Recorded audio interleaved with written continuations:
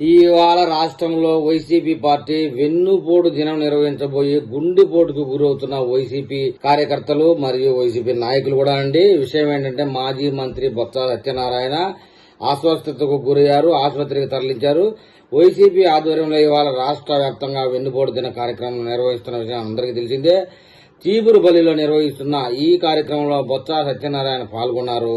Rally అనంతరం వేదికపై ఉండగానే వడదెబ్బతో సొమ్మసిల్లి పడిపోయారు. దీంతో వెంటనే ఆయన సహచరులు ఆసుపత్రికి తీసుకెళ్లారని చెప్తున్నారు. కానీ వాస్తవం అది కాదండి. అక్కడికి వచ్చిన జనాభాను చూసి బొత్స సత్యనారాయణకు కళ్ళు తిరిగి దిమ్మ తిరిగి గుండెపోటు వచ్చింది.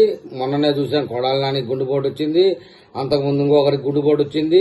వీళ్ళకి అందరికీ గుండెపోట్లు వస్తూనే ఉంటాయి. జనాలను చూసి ఆ యొక్క ర్యాలీ సక్సెస్ బట్టి వచ్చిందనమాట. చూస్తే ఒక పిట్టు లేరు జనం, మహా అంటే ఒక 50 మంది 60 మంది కూడా పెయిడ్ ఆర్టిస్టు లేరు.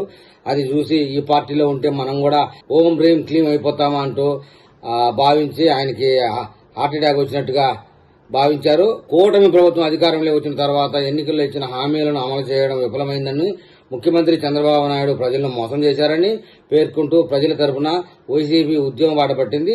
ఆ పార్టీ అధినేత వైఎస్ జగన్మోహన్ రెడ్డి అయితే పిలిపించారు. వెళ్లిపోయి బెంగళూరు ప్యాలేజీలో పనుకున్నారు. మన బొత్స సత్యనారాయణ, అంబటి, విడుదల రజని ఇంకా మిగతా వాళ్ళందరూ కూడా ఇందులో రోజా ఉన్నట్టు లేదండి.